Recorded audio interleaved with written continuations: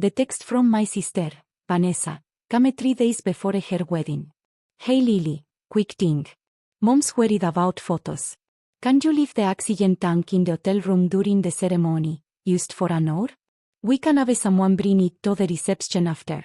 Don't want it in all the pictures. You understand?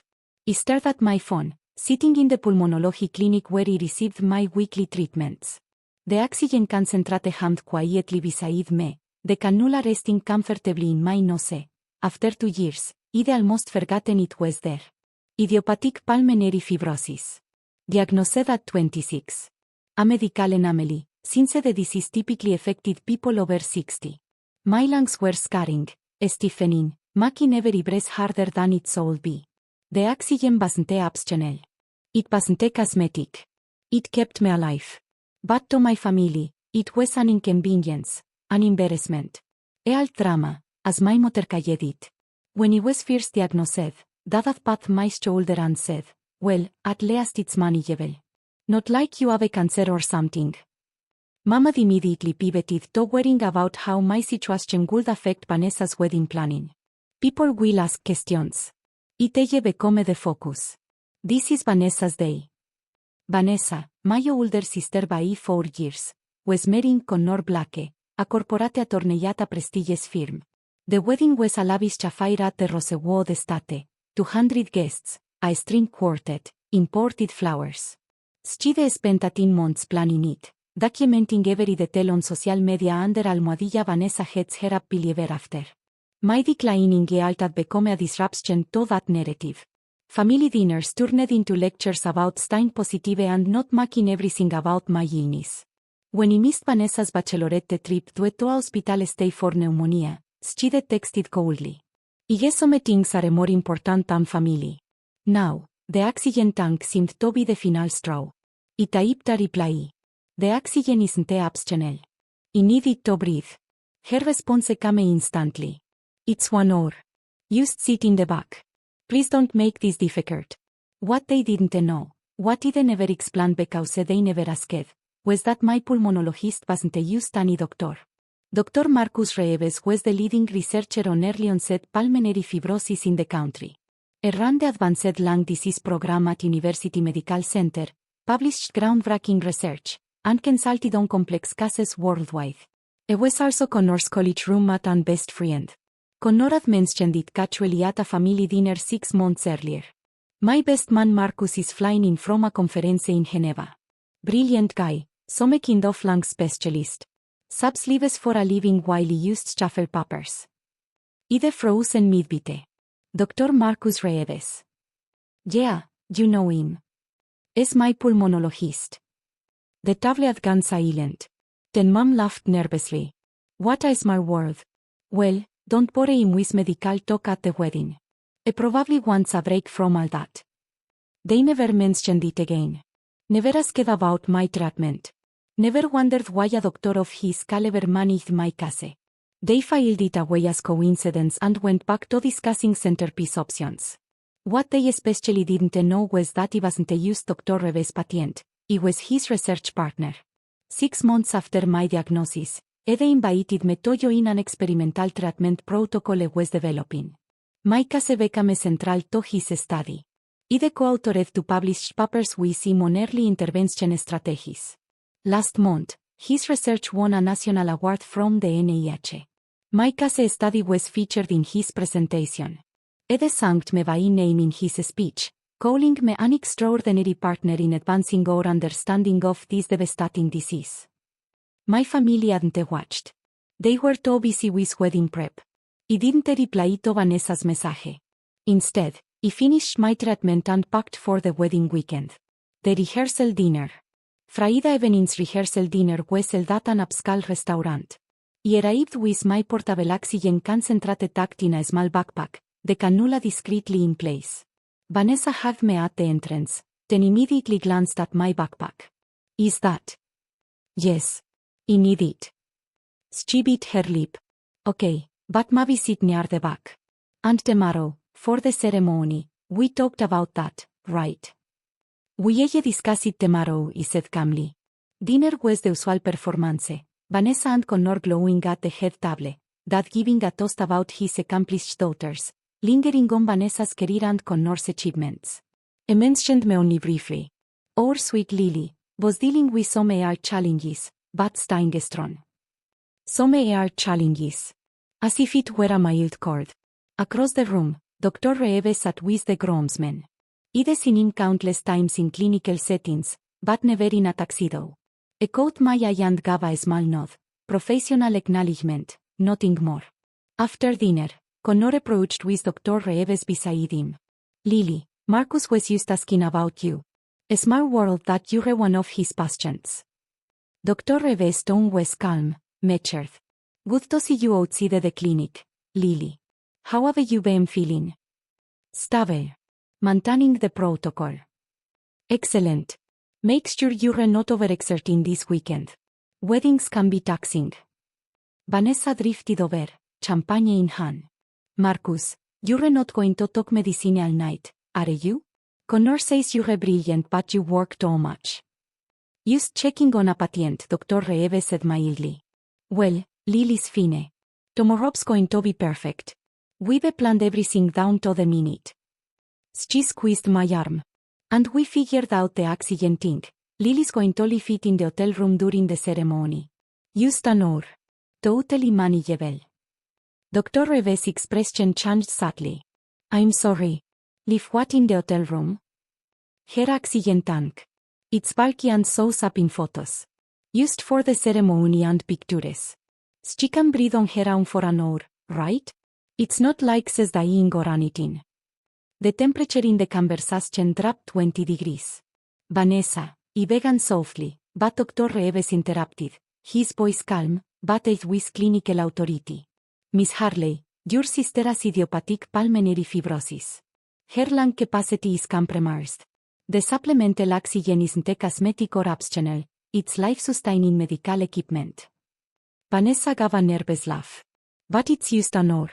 People hold their breath longer than that. People with functional lungs, yes, Dr. Reeves said sharply. Lily's lungs are scarred and stiffening. Without supplemental oxygen, her blood oxygen levels could drop to dangerous levels. An hour without it could cause hypoxia, organ damage, or respiratory failure. Connor went still. What, Marcus, how serious is this? He talked Lily at some kind of minor lung condition. There is nothing minor about pulmonary fibrosis, Dr. Reeves replied. It's a progressive, life-threatening disease. And Lily's case is particularly severe, because of her age. The disease is far more aggressive in young patients, Dr. Reeves said quietly. Vanessa's champagne glass trembled in her hand. But Dad said it was manageable, she murmured. Mom said he was doing fine, he added, just needed some breathing help sometimes. Dr. Reeves' voice hardened. Your family's characterization of Lily's condition as being criminally negligent. She requires continuous oxygen therapy. She's enrolled in an experimental treatment protocol because standard interventions aren't enough. Without the research trial ceasing, her prognosis would be lung transplant or palliative care within 3 years. The surrounding conversations had stopped. People were staring. Dad appeared, sensing tension. Is everything all right here? Marcus, good to see you. Thanks for being Connor's best man.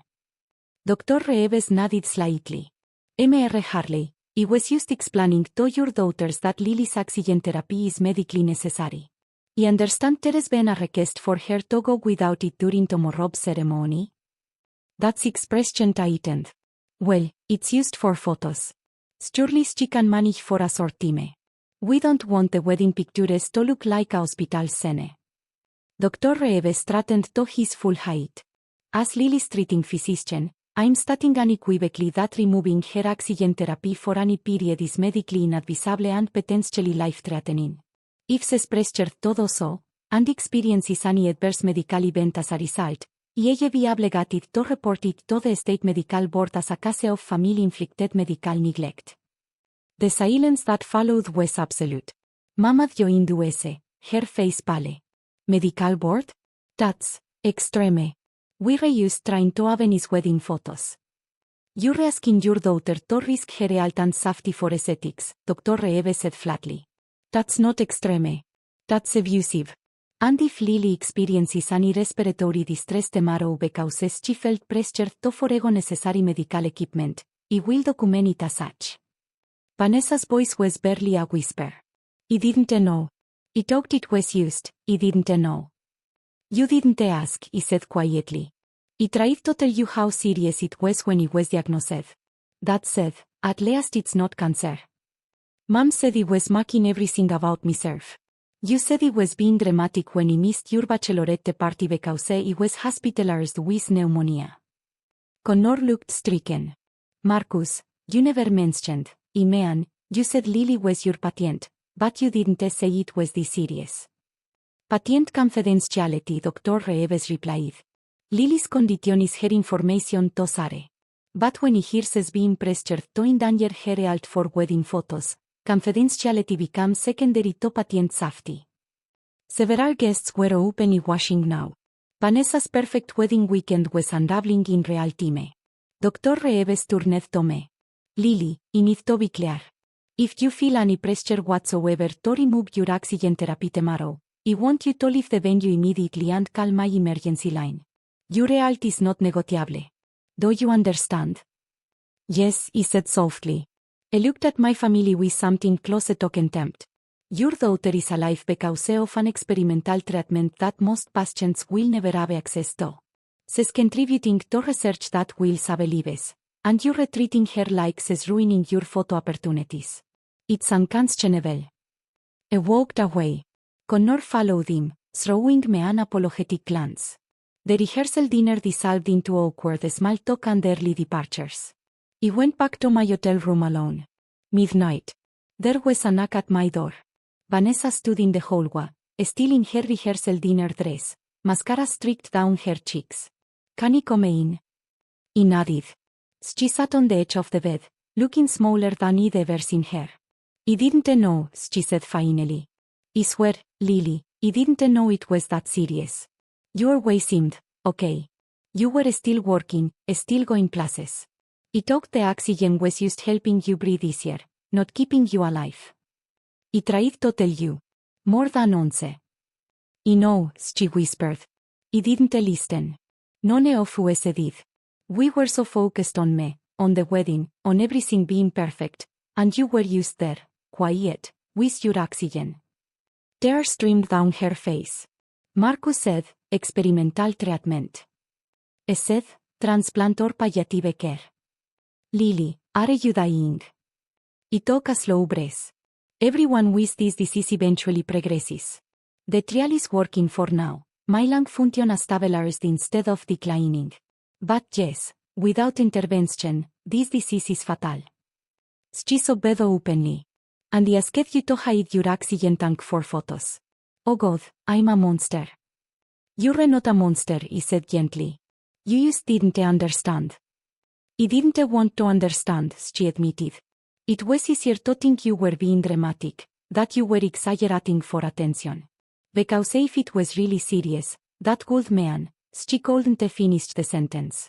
We sat in silence while she cried. I didn't comfort her, I was too tired. Tomorrow, she said finally, wiping her eyes. You were your oxygen. I don't care about the photos. I don't care what anyone thinks.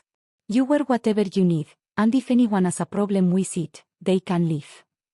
Vanessa. I mean it. This is my wedding, and my sister will be there, alive and breathing. That's what matters. That's what should have always mattered. The wedding day. The next morning, I dressed in my bridesmaid gown with my oxygen concentrator tucked neatly in its small backpack. The cannula was visible. I didn't try to hide it. When I arrived at the bridal suite, Mom started to speak, but Vanessa cut her off. Lily wears her oxygen. Enough discussion. The ceremony was beautiful. I stood with the other bridesmaids, my oxygen humming quietly beside me. Several guests asked about it. I simply said, I have a lung disease. This helps me breathe. At the reception, Dr. Reeves gave a toast. Connor asked me to talk about our college days, a vegan, but I'd rather talk about courage. True courage isn't about grand gestures. It's about facing each day with grace, despite overwhelming challenges. I have the privilege of working with someone who embodies that courage. Connor's new sister-in-law, Lily. Se taught me more about resilience than any medical textbook ever could. The reception erupted in applause. Vanessa was crying again. Connor stood and pulled me into a hug, whispering, "I'm sorry we didn't understand. That changes now." Later, my parents approached, both looking older, humbled, ashamed. "We need to talk," Dad said quietly. "Really talk. About your art, your treatment, everything we've ignored." "Yes," he replied. "You don't need to understand." We didn't have that conversation at the wedding. But the following week, they came to my apartment. They listened as he explained pulmonary fibrosis, the clinical trial, the treatments, and the uncertain prognosis. They asked real questions. Mom took notice. Dad cried. It wasn't a forgiveness, but it was the beginning. 3 months later, Dr. Reeves published another paper featuring my case outcomes. My family read it, slowly, haltingly, determined to understand. Vanessa shared it on social media with a caption about invisible illnesses and the importance of listening to people about their own health. The wedding photos included my oxygen concentrate, visible in several chats. Vanessa had them professionally printed. She framed one for me, the two of us, her in white and me in blue, the two being visible and unedited.